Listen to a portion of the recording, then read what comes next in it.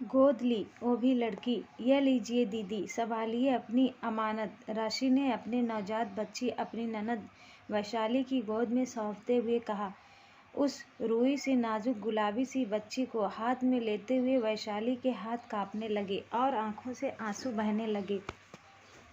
उसे भावुक होते देख वैशाली के पति रमन ने उसे संभाला और दोनों ने राशि के हाथों से अपनी बच्ची को गोद में लिया। कितनी देर तक वैशाली अपलक उस नन्ही सी जान को निहारती रही, और वो नन्ही परी भी तो कैसे टुकुर टुकुर अपनी यशोदा माँ को देख रही थी, मानो पहचानने की कोशिश कर रही हो उसे। वैशाली ने उसके माथे पर चुंबन अंकित कर अपने सीने से लगा लिया। उस प्यारी सी बिटिया को पाकर आज वैशाली की संपूर्णता का एहसास हुआ। आज वह माँ बनी थी, प्यारी सी बच्ची की माँ, और उसे यह असीम मुख उसकी छोटी भाभी के कारण मिला। वैशाली की शादी को 10 साल हो चुके थे, लेकिन इतने वर्षों बाद भी उसे माँ बनने का सुख प्राप्त न हो सका। कितना ही इलाज करवाया, लेकिन हर बार निराश हो ही हाथ लगी। डॉक्टरों की तरफ से निराश वैशाली और उसके पति ने बच्चा गोद लेने के बारे में विचार किया। इसके लिए उन्होंने हॉस्पिटल से लेकर अनाथ आश्रम में बात की। जितना आसान उन्होंने समझा था, बच्चा गोद लेना इतना भी आसान न था। कानूनी जटिल प्रक्रियाओं के चलते साल हो चुके थे। हर तरफ से उन्हें संतावना ही मिलती, लेकिन बच्चा नहीं। ससुराल से लेकर मायके के रिश्तेदार दबी जुबान में वैशाली को सुनाने से न चुकते। कितनी ही बार वैशाली अकेले में फूट फूट कर रोई, लेकिन बस उसे इस बात की तसल्ली थी कि रमन उसके साथ था। वैशाली 3 देवरानी जेठानी थी। वह बीच की थी। बड़ी जेठानी को 2 लड़कियां और छोटी को भी 2 लड़कियां थी। देवरानी को छोटी बेटी के समय उसने हिचकते हुए कहा भी कि वह इसे गोद लेना चाहती है, लेकिन देवरानी साफ शब्दों में मना करते हुए बोली, दीदी, बेटा हो या बेटी, मैं ही पालूंगी। मुझसे अपना बच्चा किसी दूसरे को ना दिया जाएगा।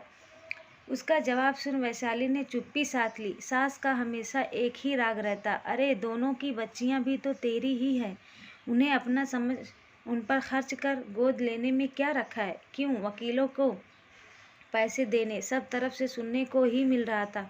आशा की किरण कहीं नजर नहीं आ रही थी। वैशाली की छोटी भाभी बहुत ही अच्छे स्वभाव की थी। उससे वैशाली का दुख देखा न जा रहा था। शादी के साल बाद ही उसने प्यारे से बेटे को जन्म दिया। उसकी जजगी में वैशाली ही आई थी। मातृत्व सुख से वंचित वैशाली उस नन्ही सी जान पर खूब लाड प्यार लुटाती। जब भी समय मिलता वह अपने मायके आ जाती और अपने भतीजों को खूब लाड करती। राशि छोटी थी, लेकिन थी तो माँ और स्त्री, इसलिए उसे अपनी ननद की तड़प समझ आ रही थी। इसलिए उसने अपनी ननद को मातृत्व सुख देने की ठान ली। इस बारे में जब उसने अपनी ननद से बात की तो वैशाली की तो खुशी का ठिकाना ना रहा। उसने अपनी भाभी को गले से लगा लिया। हाँ, यह बात उसने अपने ससुराल वालों को नहीं बताई, क्योंकि उसे पता था कि कोई भी इस फैसले से खुश न होगा। इसलिए वह इसे अभी अपने पति तक ही रखना चाहती थी। बेटी के पैदा होने के बाद रमन ने अपनी माँ को फ़ोन कर यह खुशखबरी सुनाई तो वह चौंकते हुए बोली, यह सब कब और कैसे? तुमने तो मुझे पहले कुछ नहीं बताया। इतने सालों से एक बच्चे के लिए तरसा हूँ। माँ, डर था कि पता नहीं भगवान इस बार भी मेरे मन की मुराद पूरी करेंगे या नहीं, लेकिन उन्होंने हमारी सुन ली।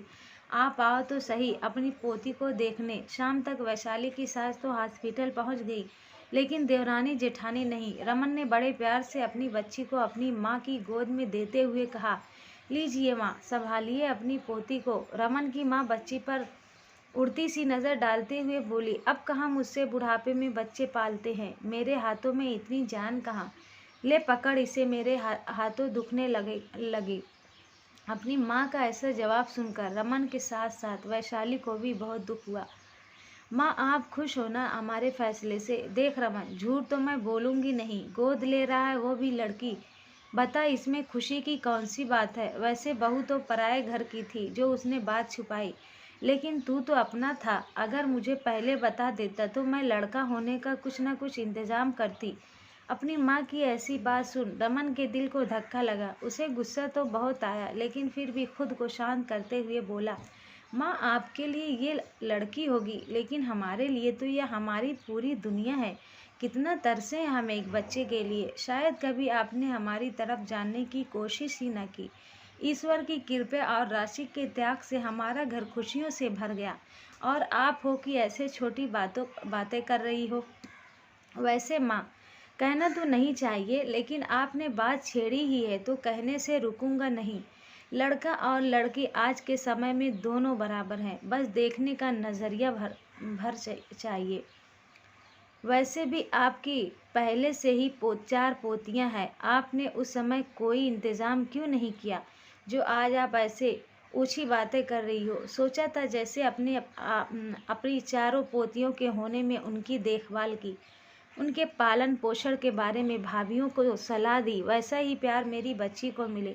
कोई बात नहीं माँ, इसके मम्मी पापा इसकी जिम्मेदारी उठाने में पूरी तरह सक्षम है।